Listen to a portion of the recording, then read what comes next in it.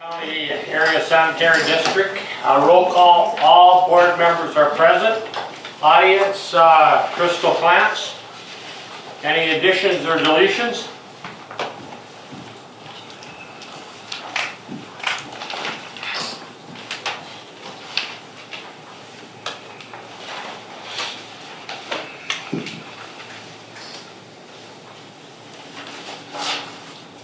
Minutes from the September 19th North Cooch board meeting. So moved to approve. Moved by Don, you got a second? Second. Second by Terry. Any discussion?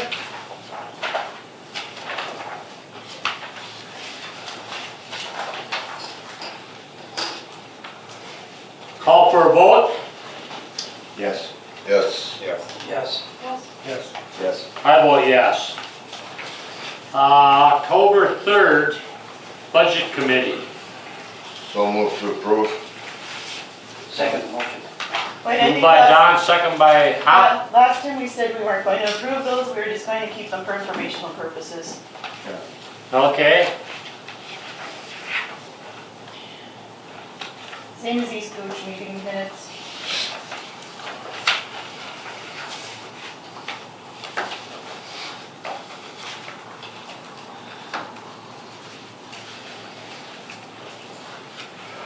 August EK minutes. Just FYI, Huh? just FYI, Yeah, for information.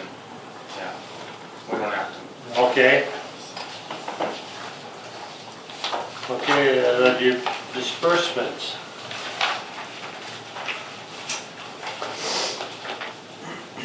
I'll move. Moved by Steve, Second. second by Don. I do have a question on format. Why is it different?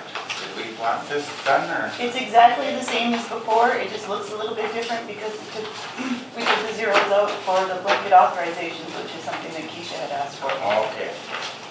And I then- know, I think the one emailed was the same as the old ones. Correct. Okay. Is that gonna continue then? The ones that are emailed are gonna be the same? No? No, we can do it like this. No. I don't know, it's just different, I guess. It's not quite as easy to read, but it's the way to keep the zeros out because we haven't figured out how to outsmart QuickBooks yet. These are the way they should look, the disbursements with no zeros or negatives. Kind of hard to follow across to the columns, so, in my opinion, We can work on the formatting a little bit. This was kind of one of those things that yesterday, when Stacy was putting together the packet, we realized that this was the quick and easy way to do this, to adhere to what Keisha had asked for. So we can work on it to make it look a little bit better, or a little bit easier to read for next time. I'll probably get used to it. I don't know. It is a little cumbersome to look at just because of the way it's set up, but we can work on the formatting so it's a little bit easier. I did put the grid in there at first and it was like, that looks really sloppy, so I took the grid back out, Okay. which might have made it a little easier to read. Why was it changed? Guess we didn't want the zeros. Huh? The zeros were in there. Yeah, just Oh, okay. have zeros and negatives. Mr. Chairman, question on page 2 with regard to employee safety boots. Do we pay the full cost of safety boots or is there just an allowance? About 200 a year, isn't it? There's an allowance, it's $125 a year and they can carry over up Oh. to $250. So he had leftover in his allowance from last year. He hasn't bought since October of 2015. That was a contract item? Yes. Yeah. So we're allowing them to carry their balances over? Well, now he only can carry over $103.01 into next year. And then he'll get an additional $125 next year for the contract.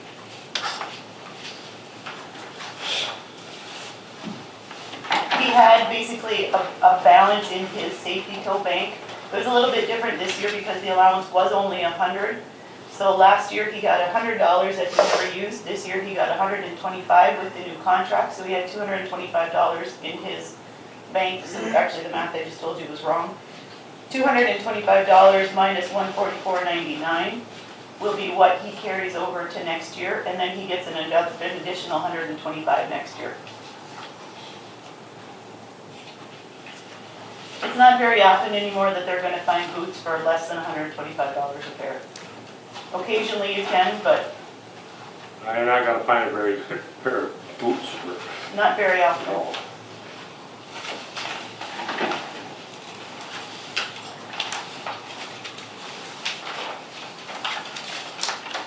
Well, I imagine they would have to work around electrical, and I mean, there's a lot of different stuff that they have to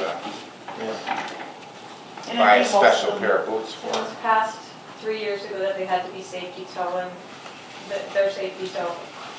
And I think the majority of them are probably actually wearing boots, probably 6 or 8 inch boots for what they do. So that adds cost to it too. Actually, $144 for a pair of boots like that's probably a pretty good price.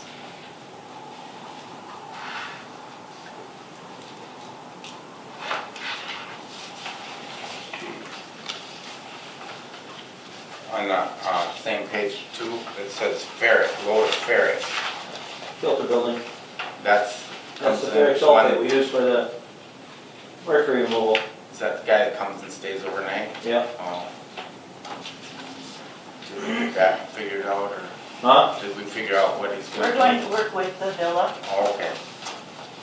The villa wasn't, when I spoke with them, they weren't aware of any complaints that had been registered, like the actual employees.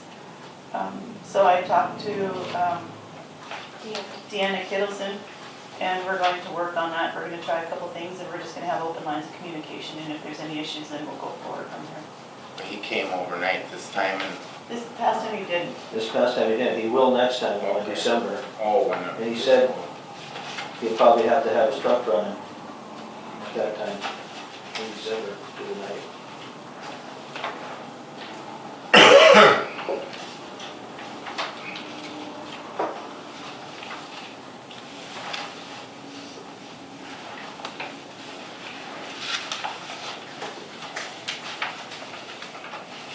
Well, Mr. Chairman, if the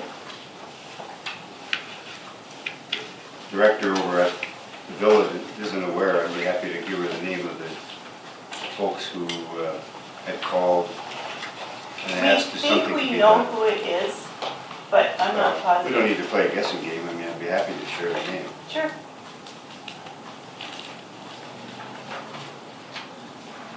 Mr. Chair, also on the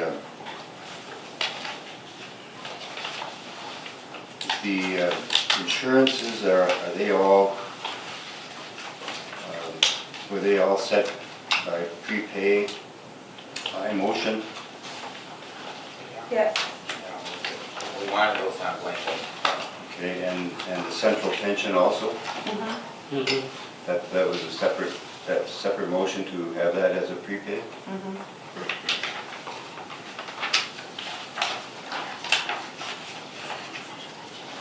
oh, we didn't do that under blanket this time. I don't remember seeing it. Hold on, that's what we knew exactly the. We'd have to look back into the meeting minutes. I'm guessing, considering that the contract went into play at the beginning of March, I would guess probably June or so is when we did authorizations on that, because it took a while for them to get the paperwork to us. I don't remember that. Mr. Chair, I think, well, wouldn't the central pension be similar to the insurance? I don't know. Why? Well, I think at the time, we wanted the insurance and the utilities and all authorized on the blanket because of the timeline.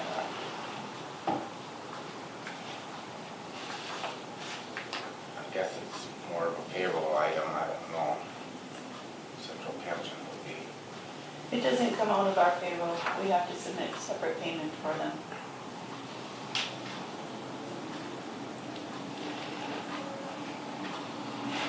Oh, Central, is it, do you see it this month? No, it was last month. Actually, it's in the actual disbursements this month. Right. Oh. So It's going back and forth, so that's why I'm confused. It's just going back this month, just because of the questions that were asked last month, and because I wasn't happy with Central Pension Fund, because our employees have not received any communication from Central Pension Fund to this point.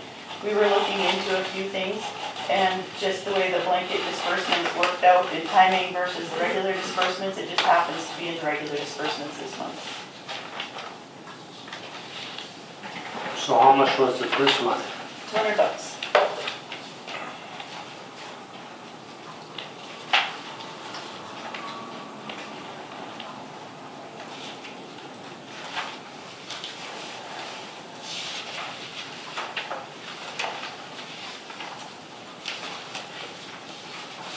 First page. Huh? Right here somewhere.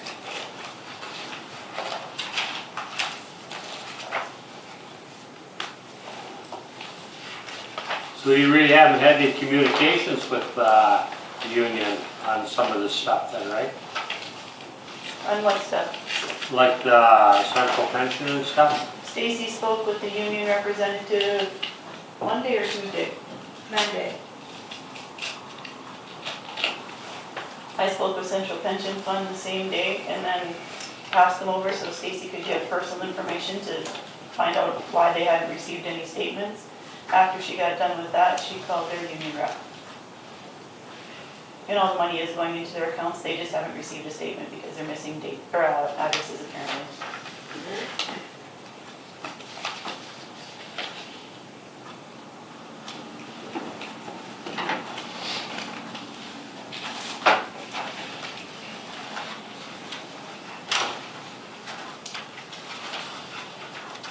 Anything else on the disbursements?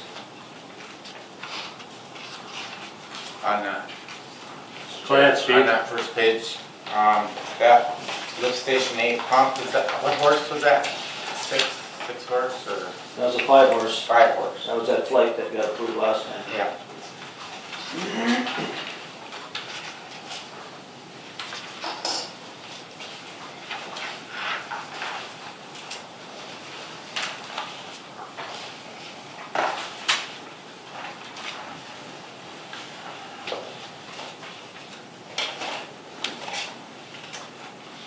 On that screen, Greg, that, I Bar think, screen?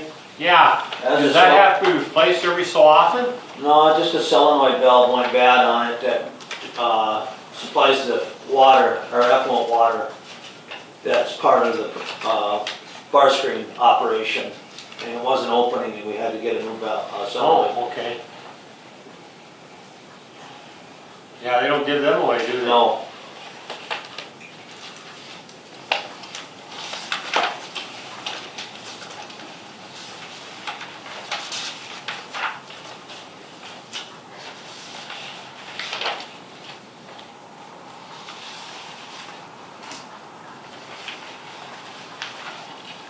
I seen that $1,700 some dollars for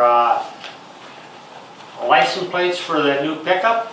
Yep, What do we pay, a one-time fee? one-time fee for that high, and then every 2 years after that, it's $16. Oh, okay. I thought, we don't pay sales tax on that. Correct. But we pay one large sum at the beginning and then, Because it's a government vehicle. Basically, you have to buy the government plates, and then charge those at a premium, and then it's super cheap after that.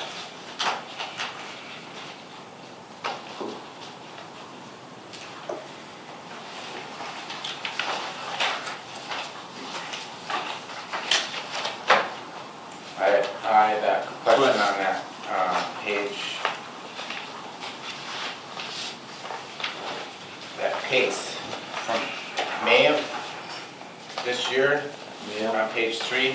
Yeah, Pace decided that they were going to start sending some bills emailed to the plant and some hard copies to the office. And they just started doing it, the operators not understanding, or not realizing, I should say, that these weren't just like duplicate FYI type of statements, that they were actual statements. We ended up getting behind a little bit, we've called Pace and said this is completely unacceptable. You pick one way that you're going to send these bills to us and we'll go from there. So that's why there's remainders from previous months. It's nothing. We don't know for June, July, August. No, those are all paid, it was just Oh, these five or six invoices that Huh. somehow got sent to Greg instead of to us. Normally they always send a hard copy here. Yeah, And then they called and said, we don't They know. didn't. all right. Well, we don't have to pay a late fee or anything. Nope, nope, Melissa was very good.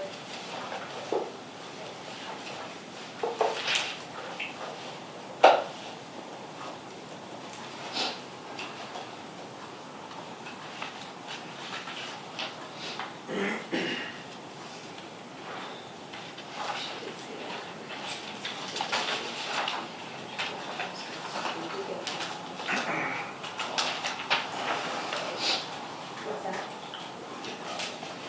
Yeah. Yeah, everything's to come to me now, but she said she can't control the vote. Have we voted on disbursements? Nope, No. motion by Blair, second by Billy to approve the disbursements.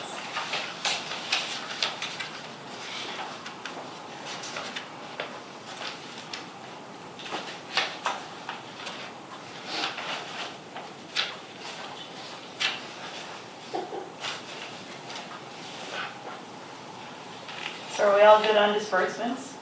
Can we vote on them?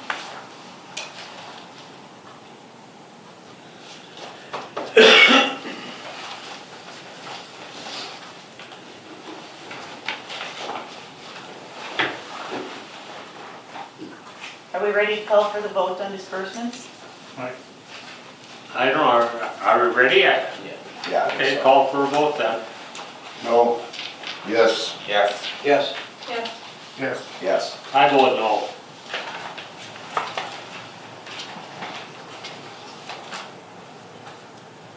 Financial report?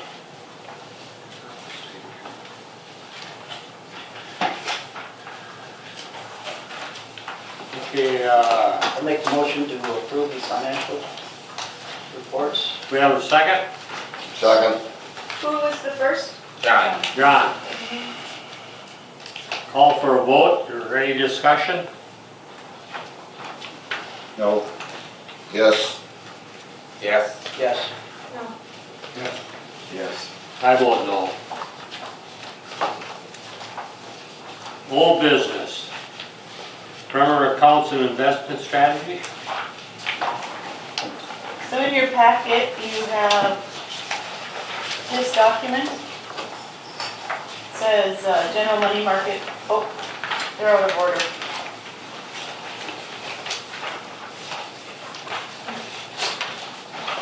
The second page is the first page. Checking? Yeah, so take that first page that was stapled together and make it your last page. Sorry about that. So you want checking at the top? Yes, please. So if you recall back a few months ago, we had we had conversations with Bremer. Bremer indicated that we shouldn't keep all of our money in our checking account because of it's a liability in terms of fraud. So we moved a large portion of that money into the general money market account. So right now, we're carrying an average balance of, since we've done that, excuse me, of $192,000. Basically, we're just trying to keep enough in that account so that on any given month, we have enough to pay our bills regardless of the income coming in. So once we hit another 200 or 250, somewhere in that range consistently, we'll be transferring more of that money over into the money market account, just so we don't keep excess in that checking account. So that's the checking account, that's where all the disbursements come from. The next one is what we kind of call the OPEB account, or its account, the last four is 4118. We don't need that OPEB account at this point. When they were actually properly using an OPEB account, I believe that contributions were made to that. I would like to stop using that as an OPEB account because we aren't using it as such, and begin to call that our capital fund. And then create a policy for capital expenditures from there. So something along the lines of any expenditure on equipment over $5,000 or something would come from this capital fund rather than our general checking account. But we need to create those policies. That's just an example of kind of what I'm thinking of. So currently in there, there's just over $130,000, and I would propose to keep that in the capital fund, or the OPEB fund. The next one is the PFA account. That one is one that we established at the beginning of this year. It's a money market account. I think we just keep it as such. That's every month when we get the payments on the surcharge, which is only the PFA payment portion right now. We take that money and put it into that PFA account, and that's where our PFA loan payments come from as well. That money is completely segregated. We don't see it in our normal checking. It's earmarked, it's put aside only for PFA. The next one is the WIF account. Similar to the PFA account, when the WIF money comes in on the monthly bills from each entity, we take that money, we set that aside into the WIF account.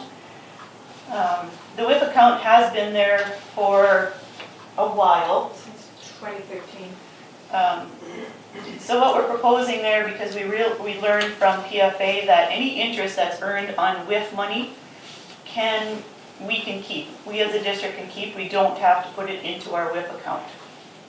The significance of that is anything that's in that WIF account can only be used if MPCA and PFA approve the use of that money.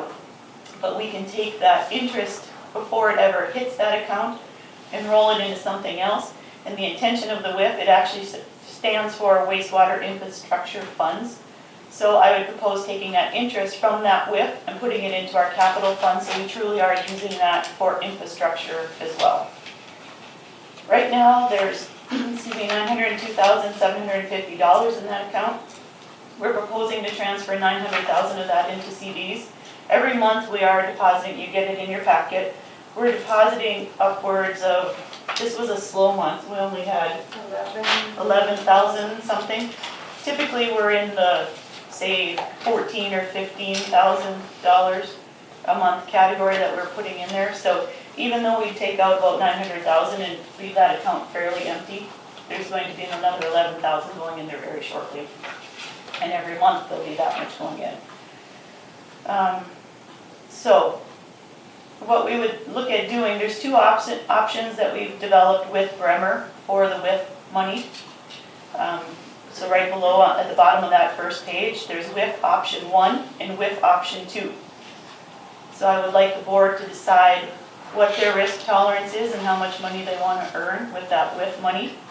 Keep in mind that this WIF money, anytime we need to do some significant improvements going forward on the plant, we're going to be asked to use this money first. So the more money that we have, well, the more we're going to roll that interest off into the capital account. So that helps us with any infrastructure that we have as well. So if you look at these two options, we're in the neighborhood of $16,000 or $17,000 a year that we'll be earning on those CDs. And so we'll be able to roll that over into that WIF account upon maturity of these CDs. So if we got to the point where we had to use it, are we going to be penalized for taking it out? We can take that on a case-by-case basis, but any time that we can have a case-by-case basis with Bremer, but chances are if we are actually using WIF money, we are going to be creating a plan. It's not going to be a surprise to us because we have to get all of these approvals and we probably have to have engineering along with that. So we'd be able to anticipate any time that we need to tap into that money. It wouldn't be a surprise unless something catastrophic happened. Mr. Chairman, I don't understand the question about risk. Well, it's basically what Mr. Rudd talked about, whether or not you want to tie up that money, a larger portion of it for 60 months, or if you want it so that there's money coming available every single year. So, excuse me, can I, Go ahead. so it's not about risk as much as it is about liquidity. Yeah. So risk is a bad word. Yeah, yeah. It's penalized. Are we going to be penalized for drawing this out? Yeah, What is the and that's the penalty? only risk involved. And what is the It's not- penalty? Yeah. Correct. Well, that's not risk. What I would consider risk is if we were putting up some of the principal and that might be at risk. Yeah. Yeah, no, it was a bad choice of words. And actually, I need to clarify something here. It's not total earnings for the year. It's total earnings for what this structure looks like upon maturity of each of these CDs. Go ahead, John. So, now, normally accounting, well, good policy says that you should have like 6 months worth of operating capital in a very liquid place, so where would that be? Would that be in, So I can keep going through this and then we can come back to each of these options and make a decision on those. So we have two options on the WIF. If we turn to the next page where we talk about the general money market account, these are funds that are currently not earmarked for anything. They were, like I said earlier, previously primarily in the checking account. Right now, there's just over $1.7 million in there. In addition, we have just over $400,000 from other institutions that we've talked about between Border State Bank and True Star. So what we're looking at there, depending on what the board would like to do, we can take 1.5 million in addition, 1.5 million and invest that in CDs and then keep 200,000 of that in reserve and then the 400,000 that we have from the other banks in reserve as well. Or we can invest 1.9 million and keep 200,000 in reserve. So along with that, there are three options below there that we can look at. And then on the last page, which was the first page, I've set up 6 different options for the money market account. The first question is, do you want to invest the 1.5 million or do you want to invest the 1.9 million? It depends how much you want to keep in reserves there. So John, to more accurately answer your question, right now we have just shy of $200,000 in the checking. There is the 130,000 currently in the OPEB account, so that brings us to about 230,000, we'll call it. That's liquid. In addition, this money market, whatever we decide to do there, would be additional. We would keep either, a minimum of 200,000 liquid, or possibly $600,000 liquid, depending on the option that we choose. Or we can come up with different options too. It just seemed easier to make some prepackaged options that I could provide if you make decisions. Bremer will insure us to how much? But it's like 10 million or something like that. Will they well? We moved everything, they changed all their FDIC and moved to that house in Des Moines, Iowa, so that we had the proper coverage. They have a different structure because of their size than True Star and Border State. They can offer more insurance, or they call it line of credit type of insurance. They can offer more protection than the other banks. So we're not in any, that's not even a question for us right now if we go all with Bremer. We're well under the cap. Is that the insurance as far as, are you going out buying insurance or do they have so many assets they can insure? It's the second of the two. It's all, well, that's not completely accurate. I don't know that I understand it well enough to answer that question for you. Just wondering if they insure. They're not going out and buying insurance for us, I can tell you that. Like, it's something that that was beyond me, they were explaining it. That was one that I had to just trust them on. So that, in the disbursements, we had that work done at the bar screen. Would that fall under OPEB? It depends what we decide that capital account would be. I would think that it would be for more larger items, like if we're, like the pump, for example, that we had to replace, that's what I envision it as. Or if we have to go in and, I don't know, do some major repairs on one of the filters or something like that.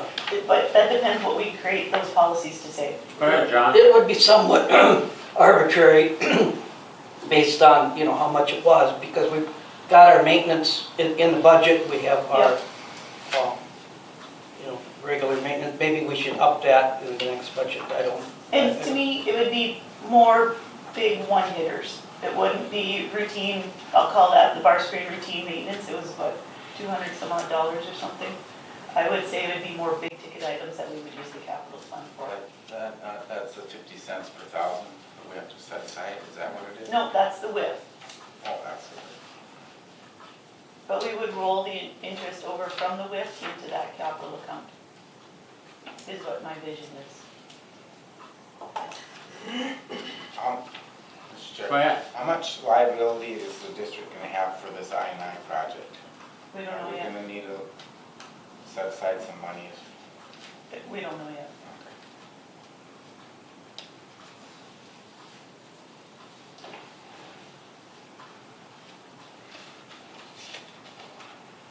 Any more on Bremer accounts and investments? Well, that was just the discussion, so now we need to. Okay, we don't have to vote on that. Well, Yeah, there's options that we've got to vote on, Well, decide, didn't you guys, did you meet on this? Yeah, but I mean, if the board is gonna vote. Well, I understand that, but I mean, these are your recommendations? Well, this, What, I mean- this from Brent. You gotta pick one though. yeah, so there's two decisions that really need, well, kind of three decisions that need to be made. On the WIF, you need to decide whether you like option 1 or option 2. And then on the general money market, the first decision is how much do you want to actually invest? Is it 1.5 that you want to invest or 1.9? And then once we decide on the amount, then we have to decide on the strategy that we're taking. So the first question is, on the WIF, would you prefer option 1 or option 2? What did, committee, what is your, The committee didn't see this, but at the end of the day, it's up to the board. I thought they met on it. Nope, the last time that we met at the board meeting, the suggestion was for me to work with Bremer to create a strategy and bring it back to the board so the board could decide. Well, I'll move that we take option 1 because we're tying up less money. And it's only a difference of $1,000 in earnings. But keep in mind, Steve, that anytime we do need to tap into that with money, there will be I'm guessing it's not gonna be an overnight approval process along with that.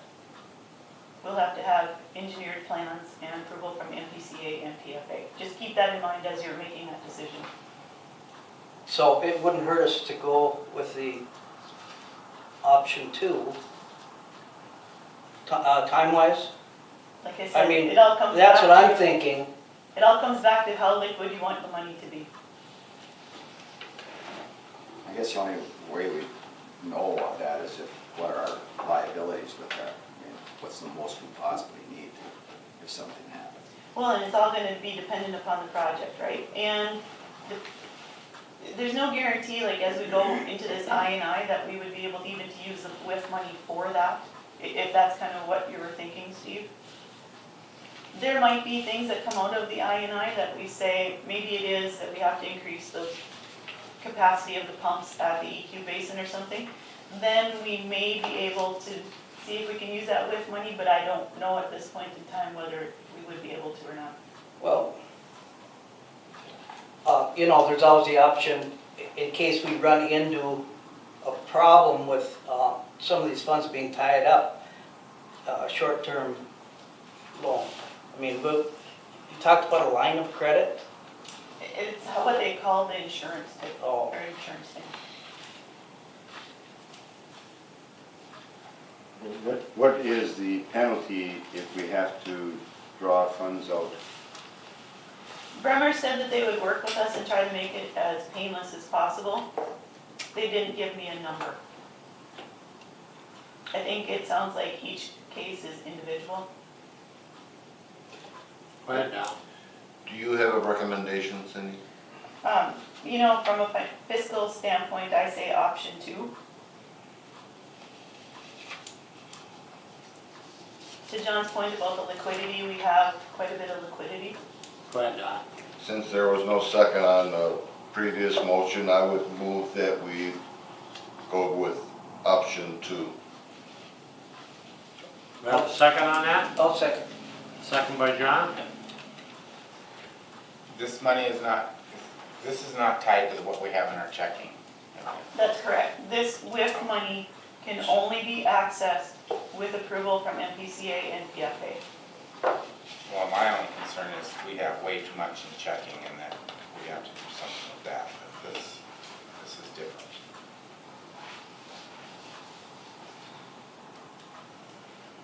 You think we have too much in there? In our checking, yeah, we have almost $2 million. Oh, that's a money market. That's the money market there. This one is, That checking. one that you're looking at right there too, the one that says general money market account. Turn the page. That one, does it say general money market account at the top of that one? yeah, Yeah, that's a money market account, that's not our checking account. That's just a general fund, general money market fund. Our checking has $192,000 in it right now, only.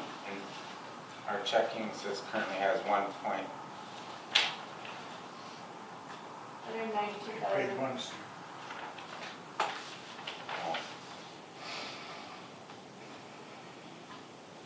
So we moved money out of our checking already. We did that 6 months or so ago, I think. Okay. Oh yeah, it was April? Yeah, March or April when I was found.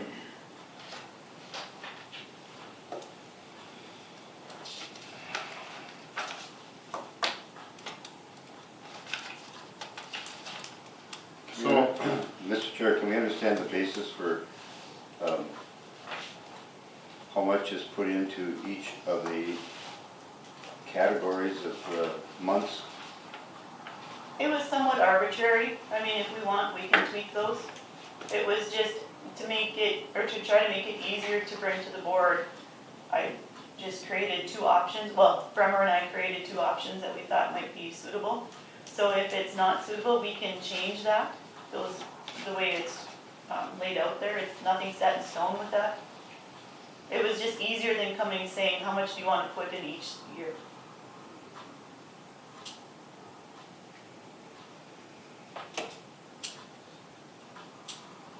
so what's the maximum we can put in that? What, 900,000. yeah, but what do we have that we could put in there? 900,000. 900,000. So, Mr. Chair, on the 12-month, 24-month, those, when it comes due, those will just get rolled over? That's my intent, yes. They'd be rolled over into a 5-year then, because like if you take your 12-month and put it then, if we're a year down the road from now, that 24-month is only a 1-year term left on it. The 3-year, the 36-month becomes a 2-year. So we take that 12-month and in my mind, we would take any excess that we have in the WIF account next year when that 12-month comes due, and then we would roll that into a 5-year because then in 1 more year, we would have that 24-month coming due. This is, So you'd always have money coming due every year. I understand that this, Mr. Chairman, that this is a customary way of doing it called laddering, and this is the way it's done a lot of places, yeah. This is something that that Bremer has been encouraging us to do for quite some time. I know East Cooch has been doing it for a Go while. ahead, Terry. And there is a window period when these come up that you can withdraw the money, so I guess, I don't know how many days before it automatically rolls over. Isn't Yeah, that she correct? didn't tell us that for sure, but I mean, if we sign up for this, we know exactly when it's going to be maturing, Yeah. so we would be So able that's to something we should anticipate. keep in mind, so if there is something And they send big, a we need notice. to know in those times. Yeah, Bremer's been very good about working with us and making sure that we're staying on top of things. All right.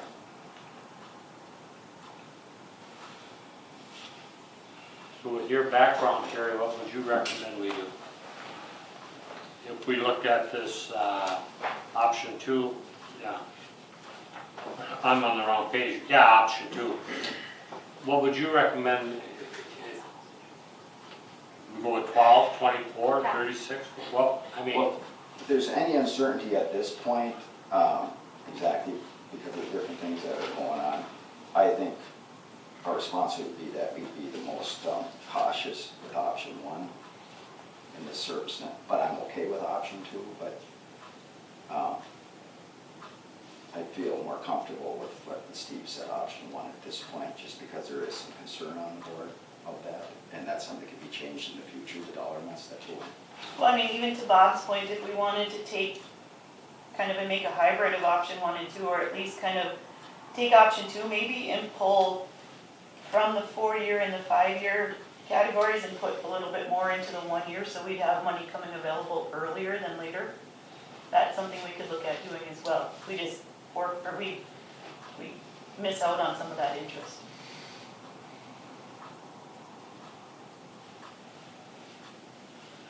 And then you look at like the honeymoon phase of the plant and in 5 years, when those 60-month ones come due, is when you really might need that much because you're going to have something major that may have to be repaired.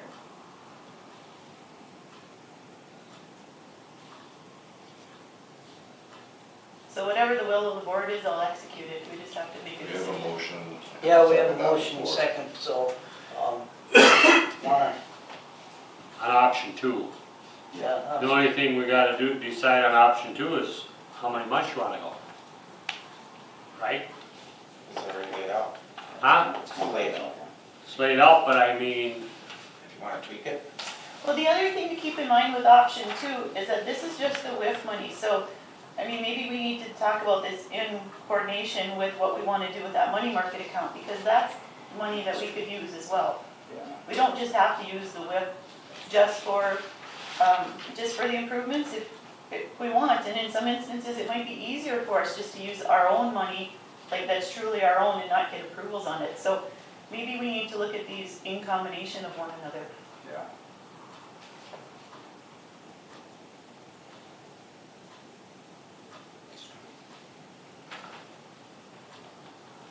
I think option 2 is okay.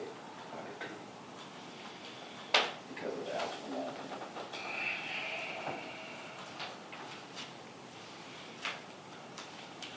any more discussion on it? Call for a vote? Yes. Yes, yes. Yes, Yes. Yes. Yes. I vote yes. Okay, now on to the money market one. So the first thing that we need to decide on, and I'll go through this, is what to do with that 400,000 roughly that we have between Border State and TrueStar. We've gone back and forth on that a little bit.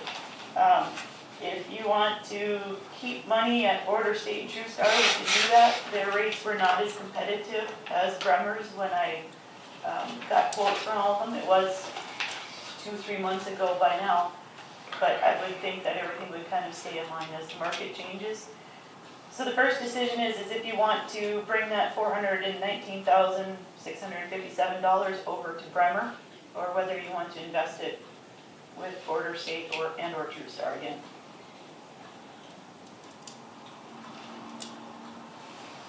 Now, what's your pleasure, guys? Mr. Chairman, my view on this is that the entities have been overcharged and the district has accumulated excess funds, and I think the monies ought to be returned to the entities. Or certainly a portion of it.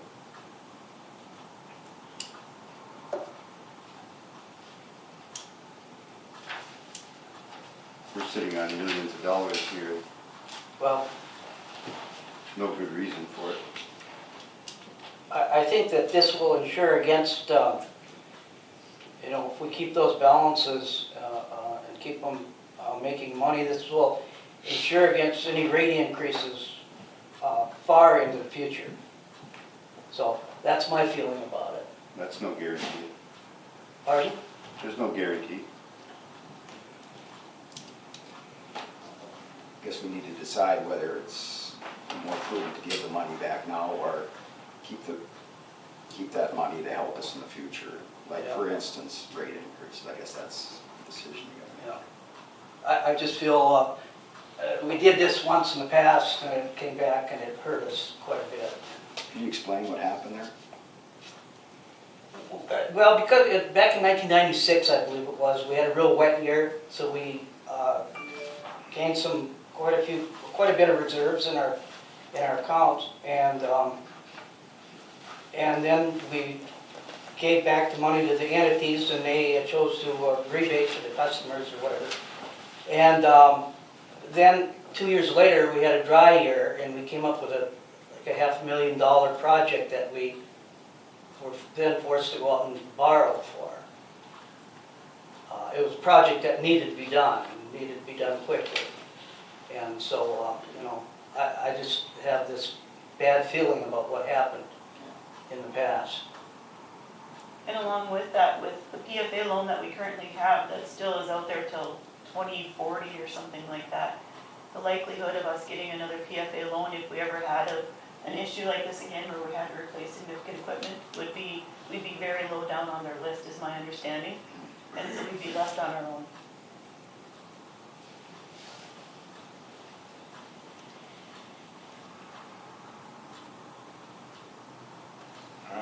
And possibly with the extra effluent coming in from Island Duke Sewer Project, maybe this, we can relook at this, what our revenues are once that is online. Well, and you mentioned also the I&I project earlier too. We don't know what that's going to bring.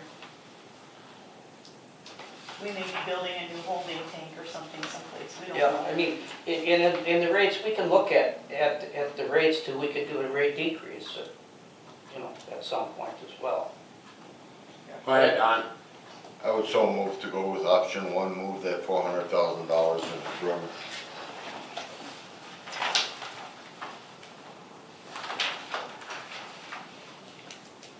And what was that motion again, Don?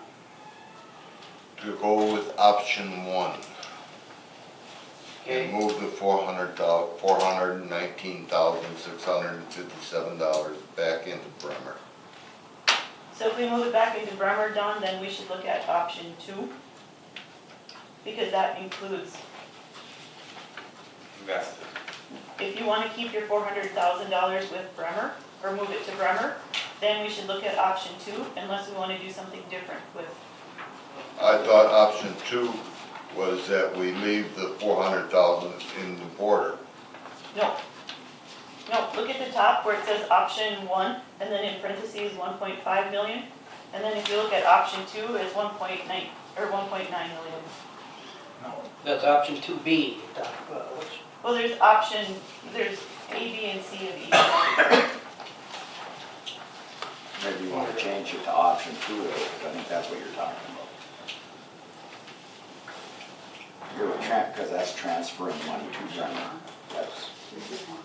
So option 2A would reflect, I think, what you're thinking. Because 1A, to say 1A wouldn't be, you wouldn't be really transferring the money from Bremer. You wouldn't be taking that into account. Okay, then, Here, so you have 1.5, yeah, option B, and option B 1.9. okay. I would change my motion, since it hasn't been seconded, to go with option 2A. 2A. I'll second that. Mr. Chair, have we had conversations with the other banks and credit union? I did, I received quotes from Border State and TrueStar. It was, like I said, 2 or 3 months ago where I received them, but they weren't even close to what Bremer could offer us. Is this 400-some thousand liquid with these other entities? Yep, or they're currently in money institutions? market accounts with those two. So we're not gonna lose if we take it out. That's correct. I know the school district, when we just recently went through this, we weren't earning the interest as we should, and we kind of pushed back and forth, you know, about going with a local bank that does things with the community more possibly than Bremer, even though Bremer does a lot. And, you know, when it comes right down to the end of it, we've decided that we need to do diligence for the school district and earn as much money as you possibly can. It's not us to judge who, you know, for any other reason. So I think that's how I would feel with this too, is we need to get as much interest as we can for the school district.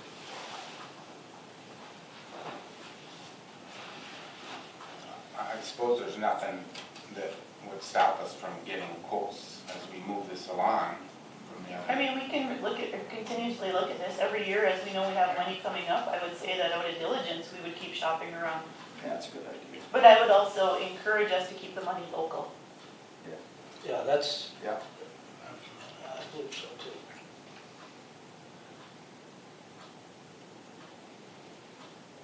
I don't know what, I don't understand it, so I can't really comment on it. So what is so what we wanna do is move everything over to Bremer? Motion on the table is option 2A. With moving the money from to Bremer. So that's not keeping it local. Bremer isn't local. That's putting it in the Des Moines bank. No, it's Bremer. Bremer manages everything for us. The insurance is out of the Bank of Des Moines or whatever. House of Des Moines or Yeah. something, yeah. But it's all managed by Bremer, it's set up local. We work with Mike Turini. They bring somebody in though. Well, Rachel helps because this is her specialty, but Mike is our go-to if we need something immediate. Mike is our go-to local representative, yes. Well, if we're looking at their best bang for a buck, we're picking the option that offers the most earnings.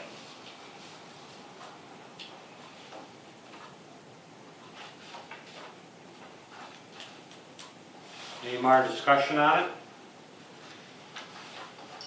Call for a vote? No? Yes. Yes. Yes. Yes. Yes. I vote no. So option 2A it is. Yep. 2B, I thought. Oh, 2A is the motion on the table. East Cooch contract? So this is something that the budget committee did work through. This is what I'm bringing to the board after working through it with the budget committee, that I would propose that we bring to East Cooch.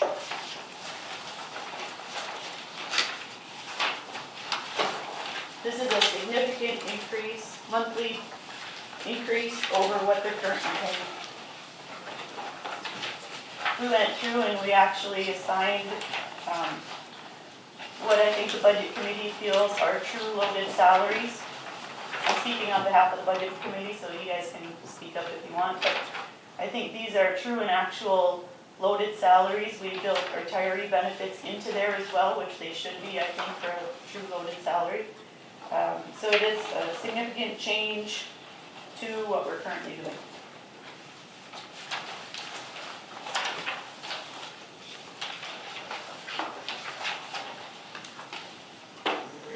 And,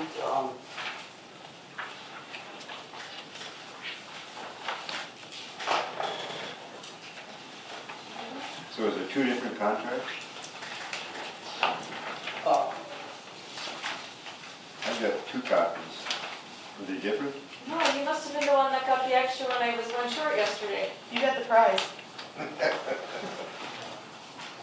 So if they're different, we're in trouble. can you, Mr. Chairman, Go ahead, can John. Director explain what's included in the loaded salaries calculation? It's anywhere from boots and training, cell phone policy, health insurance, retiree benefits. I'll bring up the spreadsheet for sure, my computer went to sleep.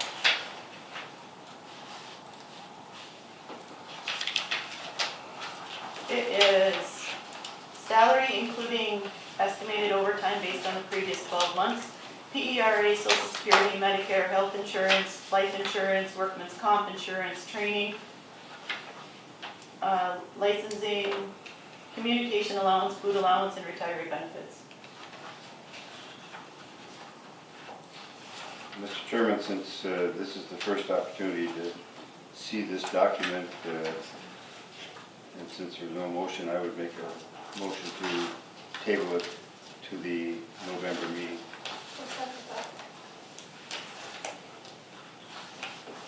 We have a second on that? Okay. Well, there has been a variation of this presented in the past. This is just a more honed in one that actually has a higher value on it.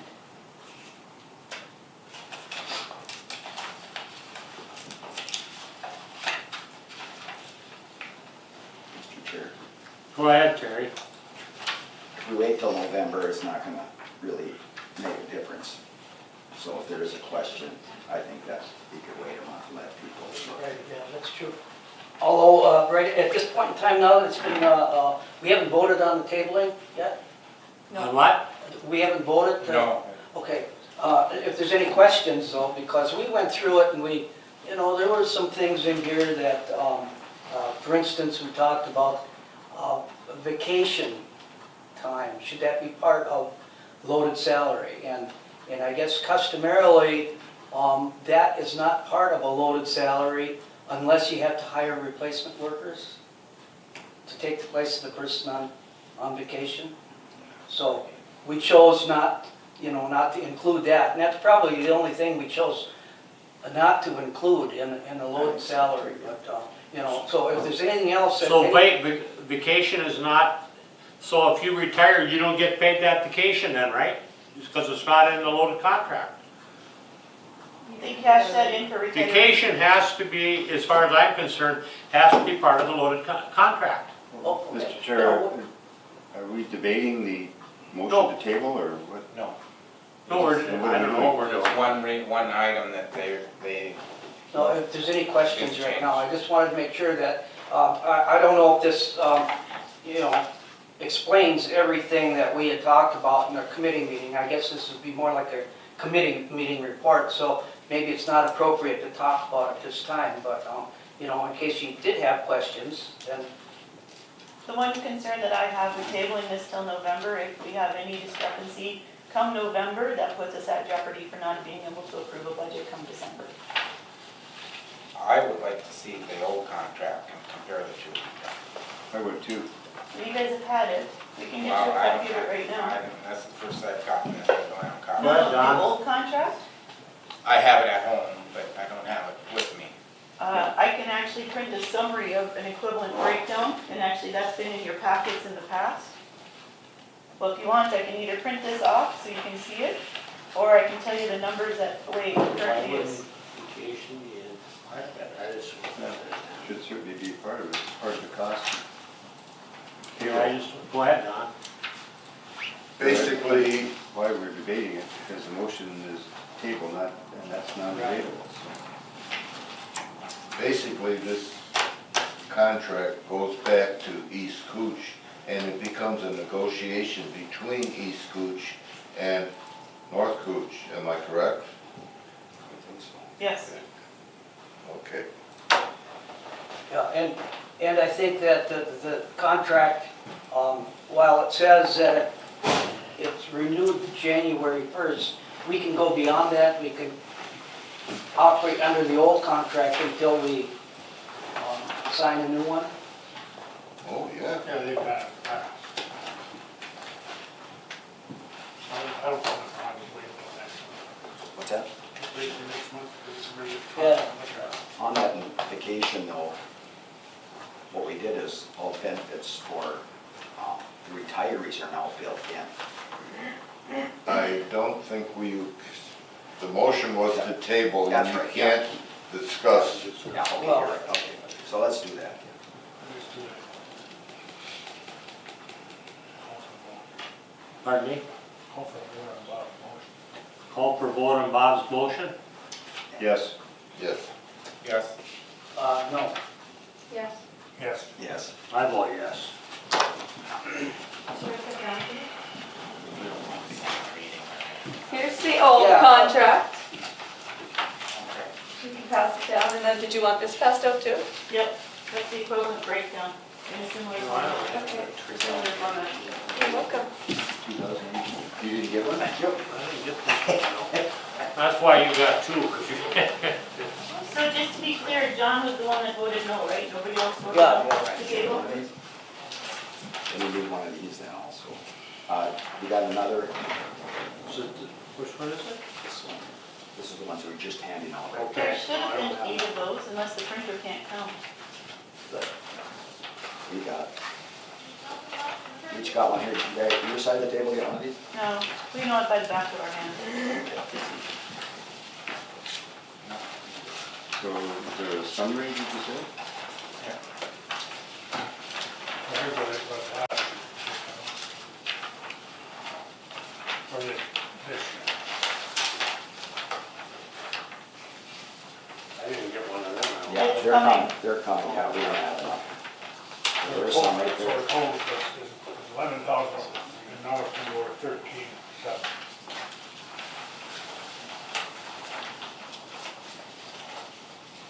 But you're missing one though. Oh, there's still one down here, right? Steve? I got this, Yeah, right? yeah, so we should be okay. That's Still one that's- more, that's still not- one more. That's No, Bob's got one. 11. You got both of them, Bob?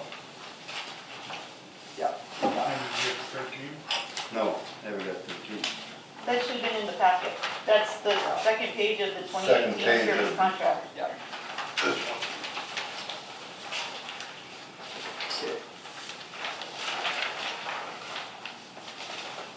Okay. Is that right, Bob? Oh, right there, Bob, yeah. You got it Right here? right.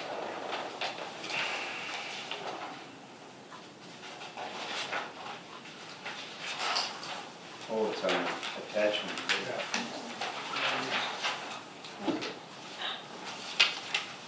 No. I gotta head back now. No, I won't. It's right in front of you, Bob. Put your hand right there. No, but I He's want, talking I want about- the original contract. Yeah, you got it. There you go. So everybody has what they need now? There's the guy have the original ones, right? There's some here in front of John. I'll front you got one there.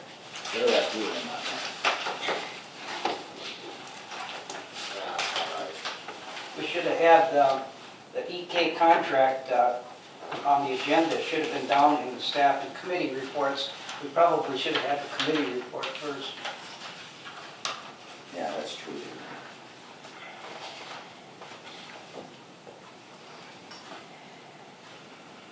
But we can still. We'll be okay. Yeah, it should be there. We approve it in November, then it can Well, but then go it to goes East to East Cooch. Cooch. Yeah. So we here's can my get it in question. November. Are we okay if I present this to East Cooch to have them start thinking about it? Well, the North Cooch board thinks about it as well, to try to streamline things? Sure. Yeah, so. I mean, at the end of the day, Don has it, so he can bring it to his board, but Can are we they- okay with that? Sure. I am. Can they have a response to us for our November meeting, so we speed it up? Well, I think the way it goes is that North Cooch would have to agree to it first, and then East Cooch will agree to it.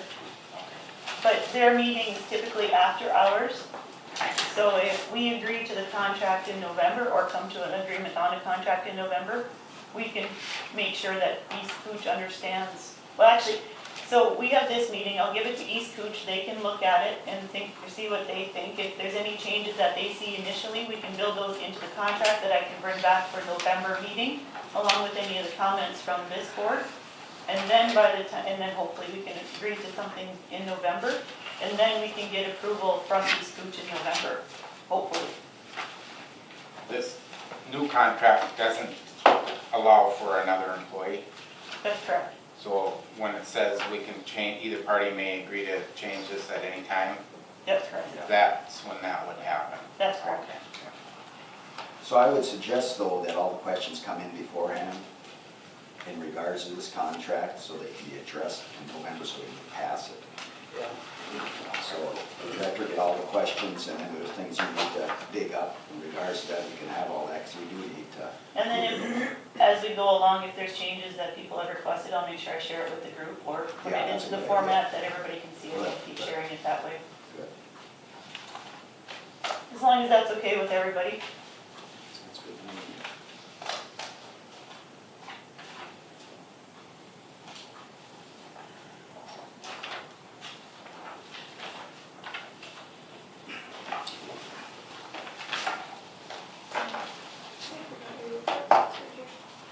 I-9, Mike. Item mean, I guess I'm not, I couldn't vote for this. I mean, these percentages and stuff like this here that I see on here are very unfair. You're looking at the old contract. Huh? And when you're looking at that old contract, you'll find actually that those percentages really mean nothing. They don't correspond to anything. Well, that's what I'm saying, I could never agree with these at all. I mean, these here, these percentages are really I think, absolutely Mr. Chairman, unfair. it's been tabled, but we can't talk about it.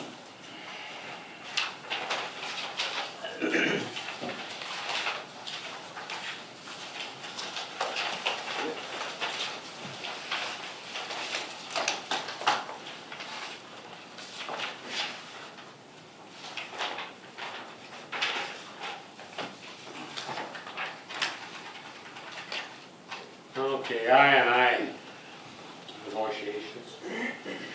So there's not a lot to report there. However, working with our attorney and our engineer, we have a draft agreement of the or draft version of the I&I agreement that we'll begin starting negotiations with.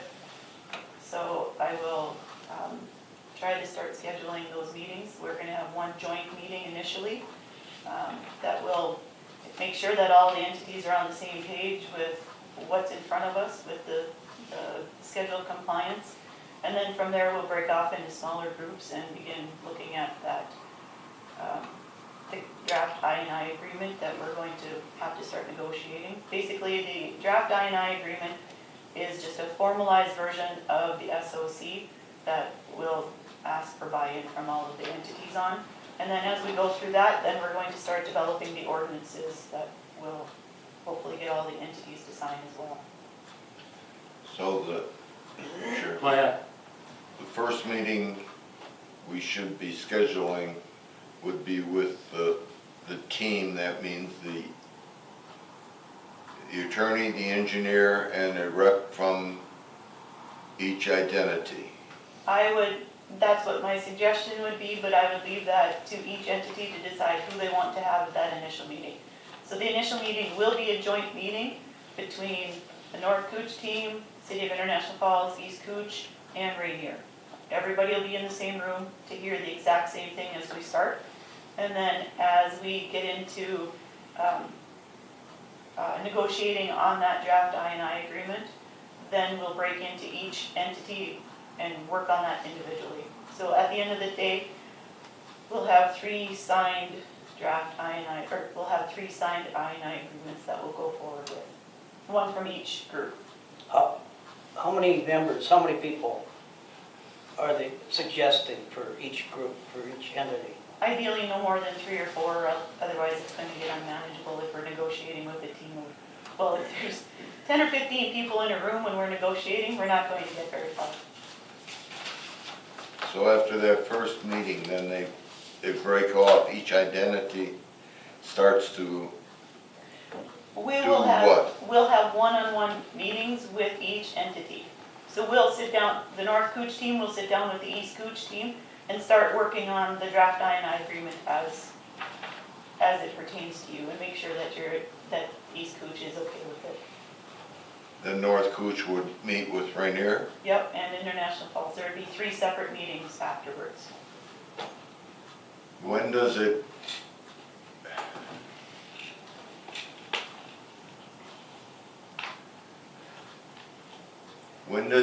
who decides the situation between East Cooch and Rainier on the ownership of sewer lines? East Cooch and Rainier. So it's not North Cooch meeting with 3 identities. East Cooch has to meet with the 3 identities. If there's any, as we go through the ownership portions of this, if there's any conflicts or misunderstandings or just confusion about who owns what, then I would encourage those entities to work together to come up with their own agreements as to who owns what or who has operational responsibility for those. North Cooch doesn't have to be part of a discussion between East Cooch and Rainier. As long as you guys can come to an agreement and then bring that back as a part of ownership responsibility information, then we're good. But doesn't North Cooch have to approve that? As long The as, agreement we get between Rainier and East Cooch, that agreement has to come back to North Cooch for them to approve that? I don't think so, as long as the Yes. two groups can understand and agree as to who has ownership within theirs. What about MTCA? Where do they come in at? They will, it's been a bit since I've looked at it, but I believe that they will, they have final say on the I&I agreements that we sign as well. But now, there have been easements executed between different entities about, like, for instance, lift station A, we renegotiated an easement, but that was in North Cooch. Did the negotiating about that easement. So, in other words, North Cooch was the owner of that, so that's proven. I mean, we don't have to just worry, I mean, we can't just do an agreement. We have to see who the legal owner is and see if there's any record of that. So this might get complicated. We have a bit of a ball of yarn right now, and we don't know exactly what's gonna happen when we tug on each strand. But as we get through this, we'll keep tugging on those strands and we'll work our way through. But I think right now, for us to think about what this is going to look like in detail like that is gonna be too much. We'll get through it as we come to it. Do we know the North Cooch team? Yeah, we voted on that a Okay. few months ago. It's me, the engineer, and the attorney. But again, before anything is signed or agreed upon, we bring it back to the board. It's just like when we went through labor negotiations, we'll work through some things before anything's finalized and bring it back to the board to make sure that the board is comfortable with it. Our engineer is 882. Okay. This whole operation is gonna take years. Well, the way we're moving right now, yes. I mean, can't move any faster. Yeah, we can, but we're just not. Once we get into this, we'll be moving a little bit faster. Yeah. It's just, getting a project like this started always takes some time.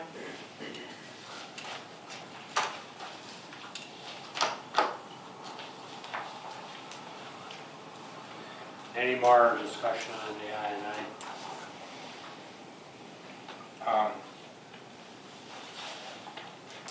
Somewhere I saw where our engineer had noted some deficiencies with involved with their work this last summer.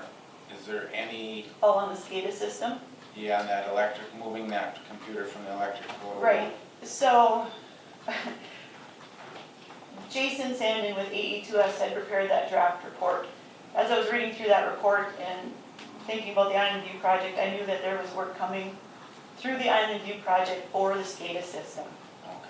So I got a hold of the engineer on the Island View project and worked to find out what exactly was going to be happening on that SCADA system so that we wouldn't be duplicating efforts over that, so I could get both parties working together. So it took a little while, but basically what's going to happen as part of the Island View project, there's going to be 11 PLCs in the, primarily in the East Cooch area, or was there a couple at South Falls Ponds too? Yeah. Well, too. So there's 11 PLCs in total that'll be replaced as part of this project. And then once that's completed, there's going to be a upgrade on our SCADA system. We're going to go to a newer and better operating system that's going to build in a strong historian and report generator, which is some of the things that we recognized as deficiencies in that report originally from AE2S. So the Island View project is going to be taking care of a few of those issues for us. So we need to kind of get our heads around that and then work with AE2S to see what that does for them going forward. The Island View is gonna kick in some dollars to do that? They are taking care of that as part of their expansion. That's good timing. Mr. Chairman, are we going to see a copy of those reports? The one from AE2S, yes, I had to work and find out what exactly was happening with the SCADA project with Island View, so now that I know that, now I can go back to Jason Sandin and suggest that, or explain to him what's going to be happening with Island View and if that changes his project at all.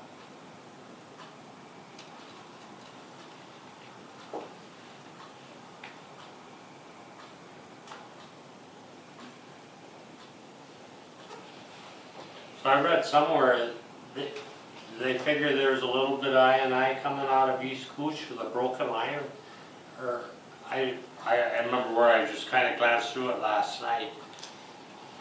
Some of the I may be coming from East Cooch? Or did I misread That's that? in East Cooch minutes, there was some discussion about. Yeah, okay, that's where it was. Flow discrepancy or something. Island View has had a significant increase in their flow this year, and I pointed that out to them.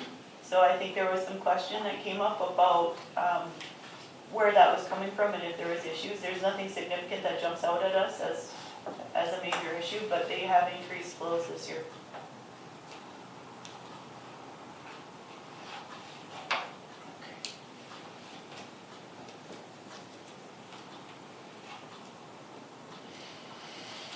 Anything else on the I? Let's go to the operator's report. Mr. Chairman and board members, just a few things here this past month. That new flight pump that we ordered, we got that ordered and we have that installed in lift station 8 now. And that's working real well. Them other two lift stations where we had to send in a couple 3-horse pumps to get them repaired. We've got them back, and they're back in the lift stations, lift station 3 and lift station 13. We've got them back in there. Also, we've been working up in the East Cooch area, working on power poles on grinder stations and stuff. We've been working with Minnesota Power and Canada Electric. They've been assisting us in replacing some poles that are tagged from Minnesota Power that are bad. We have to replace them. So Jeff's been up there working with them mainly on that with Canada and Minnesota Power. Also, Cervical, they will be here next week to calibrate our flow meters. I believe we got like 7 main flow meters that have to be calibrated before winter here, and then we should be good till spring on that. Also, they'll confirm that lift station 1 flow meter calibration. That's that flow meter we just put in a month ago or so. And they'll confirm the calibration on that so we know exactly that that's calibrated properly too. Mountain Environmental, finally able to get here, start pumping on our tank, getting the sludge out. We wanted to do this about 3 weeks ago, but it was just too wet out in the field, so they are here now. We expect to be done probably Thursday by noon and have the tank completely emptied and cleaned out and ready to go into winter.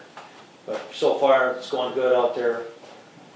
It's a little soft, but the farmer's got a big tractor and he's pulling them through on every load. He hooks onto every truck and just kind of helps them through, and so we are getting it hauled out right now. And we figure about 300,000 gallons we're going to be hauling. Also, we started a couple circulating pumps down in the boiler room for the building heat, just making sure everything's ready to go for winter and stuff. We had 2 seals leaking on 2 circulating pumps, and in the packet there it shows Shannon's, seals from Shannon's. We purchased the seals through Shannon's, and we installed the seals in-house. We took 1 pump down at a time and put the new seals in, and they're working good now. There's no leaks at all on that. Also, for the lab, right now we're getting orders in for 2018 for our PT samples from ERA and WSLH. Now, you asked this last meeting or so, ERA, what's ERA? ERA is Environmental Resources, and what we order from them is a chlorine residual PT. When we're chlorinating, once a month, we have to do a chlorine residual proficiency test for our lab certification. We have to prove that we're compliant for the MPCA rules when we're chlorinating. So we have to have a PT that we order, set it up, keep record of that. So when we get audited and they come in and look at our records and stuff, we can prove that we've done them PTs while we're chlorinating. The WSLH, them samples are 3 times a year. That's another company, that's a Wisconsin State Lab of Hygiene. We ordered these PTs from them. It's another set of PTs that we have to show compliance with our MPCA lab certification. That's where we run the 5 tests, and we have to, once a quarter, every 4 months, we run them tests and keep record of that. We do have the answers for them. They give us the answers for them, but we have to prove that how we set them up, all our lab sheets and stuff, and that we pass. So when Jennifer comes and looks at all that, she can see how our math was done and how we set them up, and that we are in compliance for the MPCA rules. So that's what that stuff is. We just got all them yearly samples ordered for 2018, and that was about $700 to order them samples. That doesn't include the DMRQA study yet, though. That's where every lab has to participate in that. They don't give you the answers for that. You set them up, you send them in, you get a pass or fail. That's a separate deal. How much is that one? Huh? How much is that one? I don't know offhand what that one is. Have to look that back up again, I can't remember. The charges for that. There's a couple zeros associated. Yeah, it's, As long as we're on this lab stuff, Greg, can you tell us, it seems like there's a lot more proficiency testing and there's a lot more regulation of the lab nowadays than 5 years ago or 10 years ago. yeah. Plus, with the new plant certification as a plant, I mean, Well, then that's that another thing. requires more. Testing, now we test 3 times a week. On some of these samples, it's done 3 times a week instead of twice a week. Yeah, There's a lot more testing going on now than yeah. there used to be. I think that we figured in the past, way back, years ago, back in the old days, that the lab position was like a .5 full-time equivalent position. Now, it seems like it's much more than .5. Yeah, Tommy probably spends probably 3/4 of his time in the lab, I Yeah, think. and he does a good job at it too, and he's on top of stuff in there, and Yeah, there's no doubt, yeah, there's a lot to it. With all the paperwork and staying on top of these, like these PTs and stuff, and when timing it right to have that stuff in the lab, the testing for the weeks, and also we're trying to continue with regular maintenance around the plant and in the field and stuff, but this month we're running a little bit short, guys are on vacation quite a bit this month and maybe next month too, so we're just trying to slide in what we can as far as maintenance and cleaning lift stations as we can and before we go into winter. Also, we just got done with our quarterly sampling event. That's when we do the influent, effluent mercury, the cyanide, and like I said, we talked about that before. We're doing that at the beginning of the quarter in case we run into an issue like we did last quarter with the cyanide. They ran the wrong method, so we had to resend it in and have them run the right method on it. That was a mistake on pace, so we called them on it. We caught it because we seen what method they ran, and they were able to run that again for us. But now we just recently sent our quarterlies in October, so we've got till the end of December. If something goes wrong, or one of the tests or something, we still got a couple months to send another sample in to get the quarterly sampling event in. And now that on that cyanide, since we did have trouble and they did run the wrong method on our chain of custody, every time now we're writing the method on there too, so so they're aware of it. And hopefully we won't have that happen again. Also, for September, we met all our effluent requirements, which we always have. We're watching it close. Our mercury, our 12-month rolling average is running real well, and our phosphorus, we're running at about average of about 0.8. We're low at 1. There's time once in a while it kind of creeps up on us, so we got to do the adjustment on the multiplier in the filter building. So we kind of run that up and down, and we do the in-house 3 days a week on the phos so we can regulate that. We don't use our in-house phos results for reporting purposes. It's just for in-house, our own use, so we can run that, the feed pump for the ferric sulfate. That way, you're not overfeeding and wasting it. So we try to run it right around a 0.7 to 0.8, just in case something does go wrong, you got a little wiggle room there to meet the limit. And that's about all I have, otherwise we're just continuing our operations and doing a pretty good job over there, them guys. How about deer season? Is it gonna be some vacations? We're gonna shut her down. Shut it down. Well, it's coming up pretty quick. Yeah. That's why when he was I'm- talking about vacations and stuff, Yeah. saying that, there might be some vacations coming up, yeah, there are some vacations coming Yeah. up. With this warm weather, it's scary, I don't know, I mean, it's not gonna be snow, it'll be rain, if it stays warm. Well, there'll be guys on vacation for hunting season and stuff, but we'll make it work out and cover. Guys got something happens. I have a question on that lift station 8, that pump. Yeah. Now, I know that business on that corner there just went through a change of ownership, and I wonder What? if that business, the real Rick Jake, went through Oh. a change of ownership. There's a different business in there now, I think Okay. there's still one in there. But that pump didn't go out because they're putting more different things into the No. system? No. Okay. That pump's old. Yeah. Okay. They're the original pumps and we keep rebuilding them. We keep, working on impellers and wear rings and stuff. And over time, seals are wear parts. Normally, those pumps are how old now? What? 30 some odd years They're old. 30 some odd years. And normally, accounting purposes, those things are depreciated out in 15 years maximum, sometimes 10 years to 15. Way outlive the life of a pump. Yeah. Yeah. We did the right move by buying a new pump and that other one that was so old that, for the cost to repair it, and this way we got a new pump in there now. We still got a spare. So, So Greg, when you're putting new power poles in and electrical and the manpower and stuff, we lost all that. I'll use the word bill it out. Does Minnesota Power charge us for putting the poles in? They charge East Cooch. He's good. Huh? They Yes. charge East Cooch. Okay, and then like Canner's the same thing? Yeah.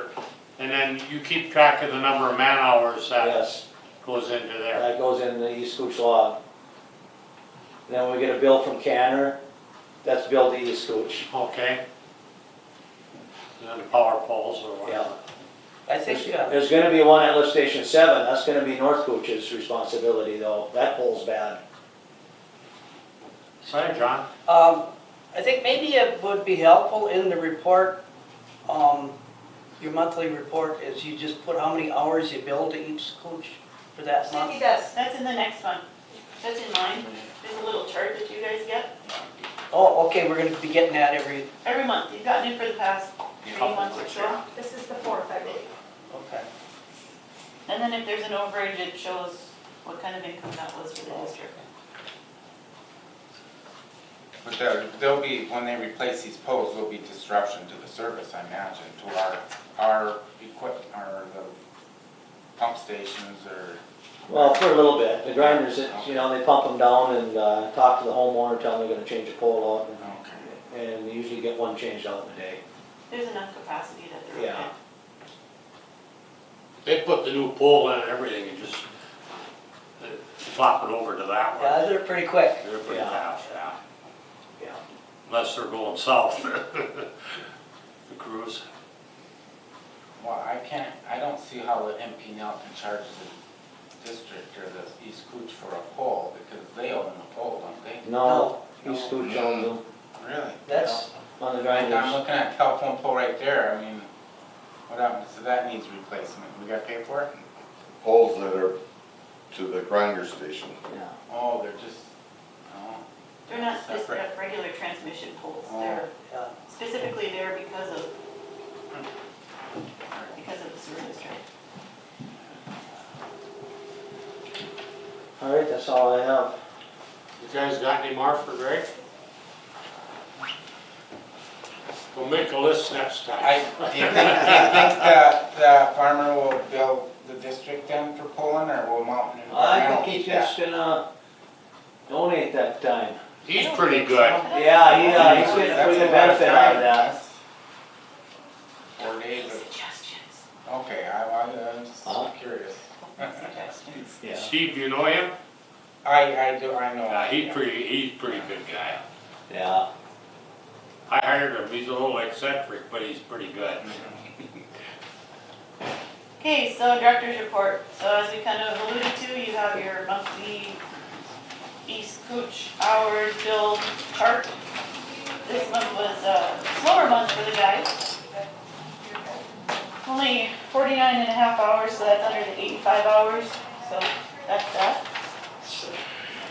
Upcoming, we have a 49ers audit. They want to come and look at a bunch of the information surrounding payroll, just to confirm that we're paying the guys the right amount. It also, apparently, according to the woman I spoke with, their dues and some of their benefits are tied to their hourly rate. So she just needs to come and confirm some of that stuff. So we're coordinating that with the city, since the city does the payroll.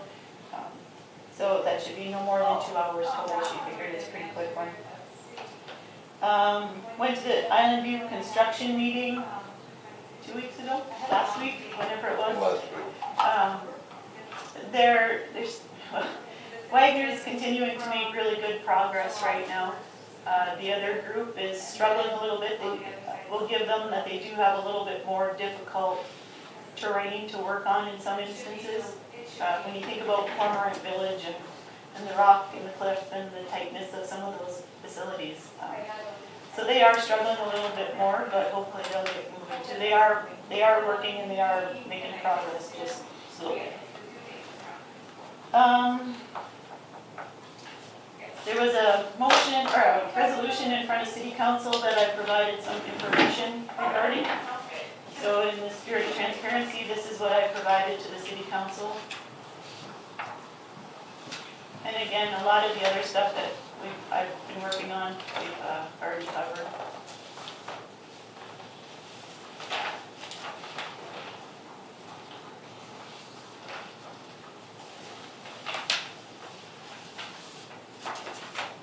We got two here.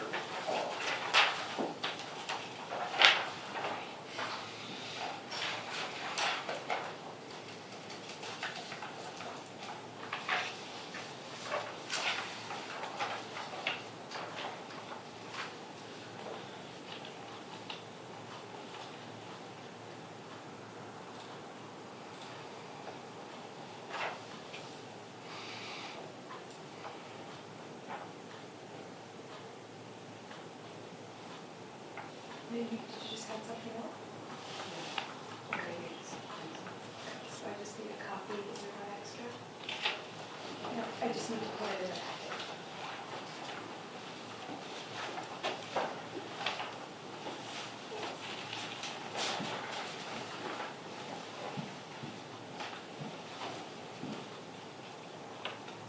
So one of the things on there that I think is worthwhile for everybody to understand, down at the bottom when we talk about the allotment of percentages for each of the three entities, the only place that that really comes into play currently is with the surcharge. So we go through and find the average flows based on the previous 5 years, it's a rolling average, and then we divvy up the percentages from there. And the PFA loan is the only thing that percentage is applied to. The actual cost per month for each entity of their flow is solely based on flow, and it's a metered flow. So if an entity has, like I indicated earlier, East Cooch has some increase in flow. They're not billed at their 9.9% or whatever it was last year. They're based on the actual, or they're billed based on the actual flow that's coming through. And we always talk about this divvying up of flow or of expenses or whatever. It's not that. It's solely based on flow. I think that's a requirement in their enabling legislation. If I'm not mistaken, is that everything be, charges be calculated based on flows. I think you're right. That sounds.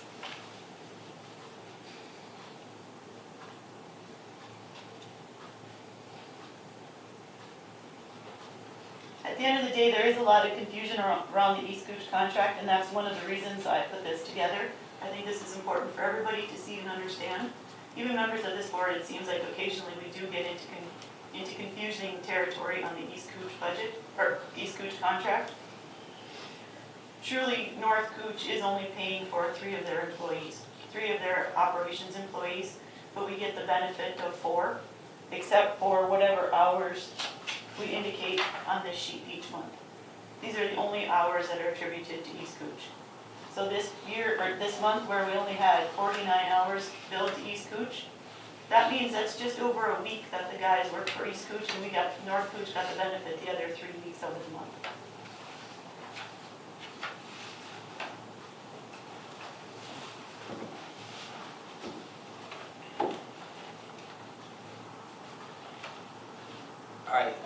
I know that the council had something on their agenda on Monday, I should have probably went, but I don't understand, they would rather see us abandon the contract with East Cooch so that we can lower our costs, thus decrease their billed amounts. That's my interpretation of what I read about the resolution, that was part of it, yes. That they want us to only operate as a sewage treatment facility. Unfortunately, we do have a collection system, and there's language in that resolution that indicates that we can't operate collection systems, and that flies in the face of the enabling legislation. We cannot only operate as a sewage treatment facility. Well, I agree with the city that it should be looked at, because I don't agree with the way it's done either. I think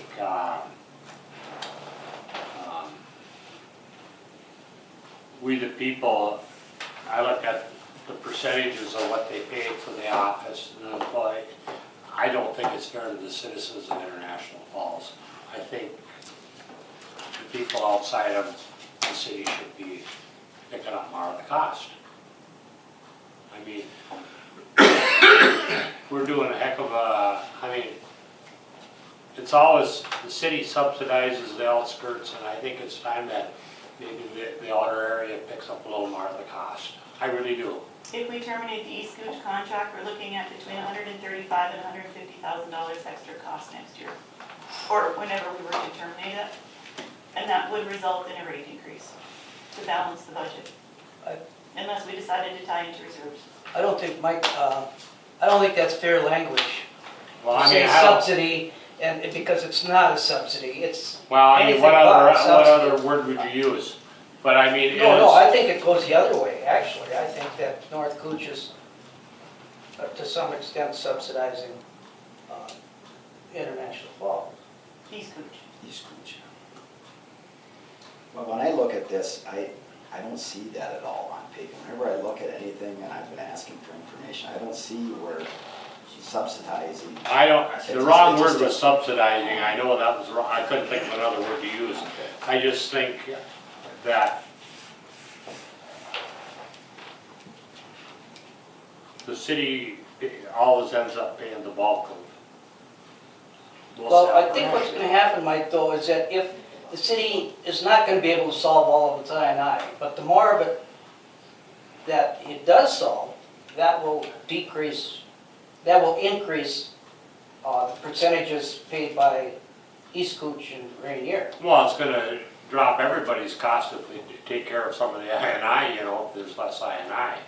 No, it won't drop everybody else's costs, because if International Falls reduces their No, we costs- won't have to treat as much. Well, yes, but those are all fixed costs. Well, basically fixed Yeah, costs, yeah. except for chemicals or a couple other things. But if International Falls is able to address their I&I issue and reduce their total flow, that means the percentages to Rainier and East Cooch are going to increase. Like next year, it's going to increase for East Cooch. They're going up over 10% of the share next year, and International Falls is going down to 88.22%. Rainier is holding the boat steady. I That just- changes, I'd like to sorry. make the statement that as a representative of International Falls, if that was true that we were subsidizing, I would vote heavily against it. I just don't see that happening. I really feel it's fair at this point. I haven't seen any other information to tell me otherwise. If I could get other information other than what I'm looking at, that would tell me that, but that isn't true. from what I see. Like you say, if you look at their contract, if anything, East Cooch is paying a little more than their share, in my opinion, but that's my opinion. And I don't see any other, I see no other paperwork or anything that's been put in front of me that states otherwise, other than just the statements being made. And I don't go by statements, I go by actual figures. I have to see that on paper before I can make that determination.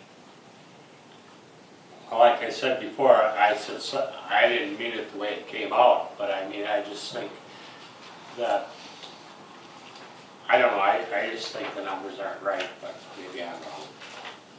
What Mr. numbers Chairman, did the they primary come reason for the sewer district was to treat sewage, was to be a treatment facility, not a collection system. Now, are there some main lines that are necessary for the sewer district to operate?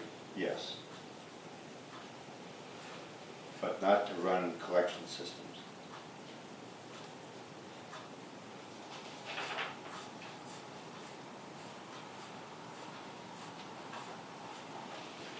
The other important thing that I want to point out in this document that I gave you is that I independently confirmed with 3 different engineers as to our staffing levels.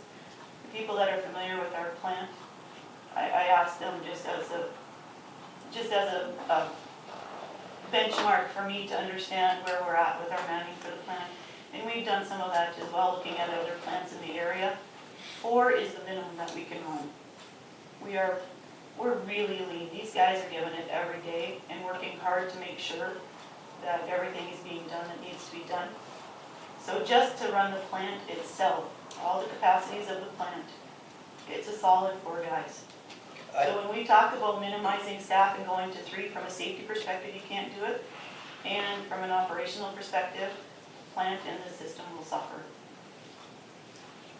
I think we figured this out in the past, and that with 3 employees, but with the benefits, vacations, et cetera, sick time, whatever, holidays, that 3 employees calculated out to actual time available is 2.3 full-time equivalent people.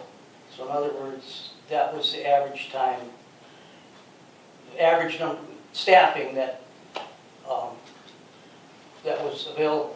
Active work hours. You know. And that was actually in line with one of the metrics that an engineer gave me. He said, we don't like to necessarily advertise this because people can take it the wrong way, but when you look at training, vacation, sick days, meetings, whatever takes time away from your employees, the average, or a full work year is 2,080 hours in a year. That's 40 hours a week for 52 weeks a year. The average employee is typically contributing 1,500 active hours a year. So that's right in line with John's. That's about 75% of the year is active work time. So if you multiply that by 3 employees, that's 2.25. I think just the fact that the lab is taking up a lot more time, that's one person right there that's tied up and can't be helping out in the field. Yep. We are running much leaner than a lot of the plants in the area. I know that this billable hours table is should probably change, because I don't know if we want to break it down to Island View, where the call-outs will go to Island View or Jackfish or whatever. But I'm thinking right now, are our guys out on that Island View project at all? No. They haven't had to go out there for any reasons? Okay. But I wonder if we should track the hours for each, break it down to each end of the system out there. They do.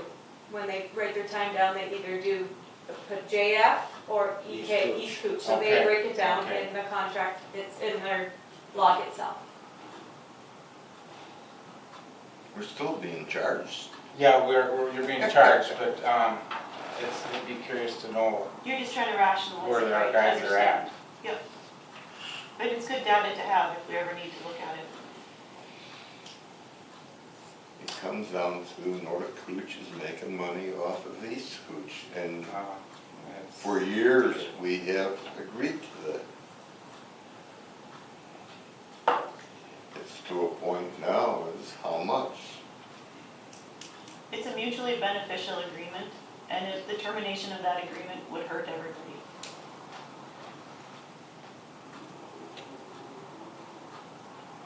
And that's all I have for my director's report today.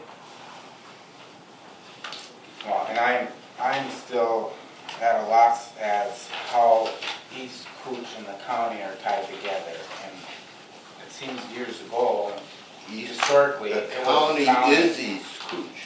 Yeah, the county delegated it to, they created East Cooch to take it over and manage it for them or Yeah. something. So that's what I don't know who makes all the calls, if it's the county or if it's, County. They're the, East Cooch is an advisory board for the county, the East Cooch Board. So basically, they handle any, we'll call it day-to-day things that come about. If there's bigger projects or bigger concerns that come up, like we're gonna talk about this MinDOT project, some of those things they'll refer back to the county, but basically East Cooch takes care of the day-to-day stuff. well, I know there's some budgetary concerns in that if somehow something fails out there, then the county would probably have to eat the cost. Because there's not enough money in the reserves. right. I think we beat this enough to death. Is there anything else you have? That's it, that's what I said. Okay. So under new business, the MinDOT project, which I alluded to, if you're not aware, they're changing the setup of Highway 11 at County Road 20 where you come in and out of Rainier. If you're coming out of Rainier and heading towards International Falls, there's what the Rainier people call the free right. So that's the, that little curve off of the road that Acceleration road. lane, yep, that brings you back onto Highway 11. They're going to be changing that, it's coming basically tighter into the highway. The reason we got involved is that there is our line runs right along that road. So one of the early plans of how they were changing that had them taking off almost 2 feet of cover off of our line for, I heard 120 feet. I expressed concern over that to MinDOT. As of right now, they've told me that they are changing their plans so they won't be disturbing our line. But that took a little bit of time and effort on my part and Greg's part, just to try to sort through all of that and figure out who to talk to. So at this point in time, this is mostly an FYI, but I didn't know that when we originally set the budget. I think we're okay on this, but it's not to say that it may not surface again, so. Chair. Go ahead, Don. Cindy, that line that runs toward the ponds from the lift station, that line belongs to North Cooch? That's our belief, yes. MinDOT has contacted us in that they got to align the roads on each side of Highway 11. We have a The manhole. manhole, but that manhole is connected to Right, your That line? manhole belongs to East Coach, that's over on across the highway at 113. yeah. Where does that manhole connect to? That What goes to line? lift station 4, right on the corner there.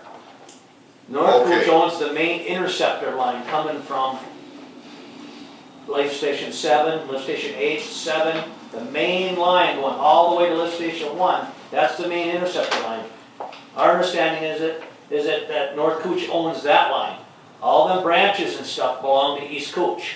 Okay, the So that main line manhole that in comes out of, 13 is gonna be, that's East Cooch's responsibility there. Wasn't that main line east of Big Vic? Huh? Where is it? That line, isn't there a line that runs? East of Big Vic. East of Big Vic. You mean under the railroad tracks and along the overpass there?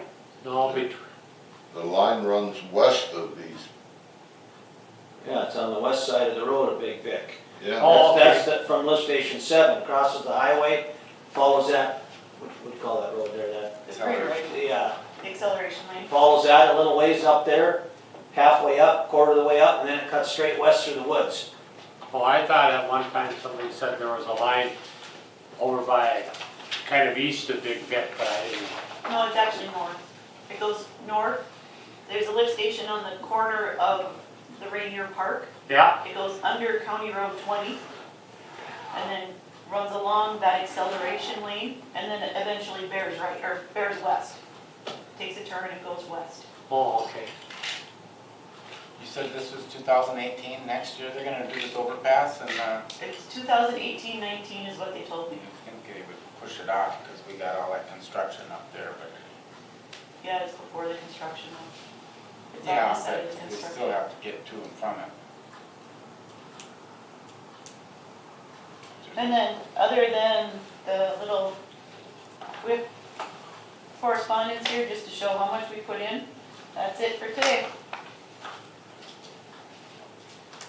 So, Mr. Chair, will the discussion on main lines be coming back to the board following negotiations on ownership? Because I guess I question why North Cooch would own that line. This is Because a, it's part of the collection system. this is a puzzle that I'm trying to unravel. So as I get information that I'm confident in, I'll be sharing it with the board, yes. This has been a little bit of an Easter egg hunt, trying to find easements and who owns what, and even some of the easements that are filed with the city, or with the county recorder, I'm sorry, don't specifically say, in some instances, even what the utility easement is, if it's a sewer one or if it's power or anything, let alone who the owner is. So it's not been exactly an easy process to understand some of this, but I found something last week that I think will point me in the right direction now, at least on some of it. Well, didn't Rainier and county go round and round about some of the lines in Rainier? Who owned them, or? There is one like that, yep. But if I had to guess, I would say that anything that connects one of our lift stations to another lift station, or one of our pieces of ownership to another piece of our ownership, is probably our line. That's my guess at this point, but that's just a guess. I've been surprised a lot with some of the things I found around here. Well, I guess we call for adjournment. Actually, before we do that, Keisha, did you want to talk about moving the time of the meeting, or are you okay now? I'll be okay. Okay. Well, thanks for moving the meeting to Wednesday. That was a So long our day. next meeting is Tuesday, November 14th. Yeah, There is no change. No, 21st, the third Tuesday, right? Oh, so you don't want, who did I pick? You picked the second. Oh, so it's what, the 21st? 21st is the third Tuesday. Okay, my mistake. I just So when is the meeting? November 21st. 21st. when? November 21st. Yep, that would be the third Tuesday, as long as we want to continue with that schedule. Yeah, on this agenda too, that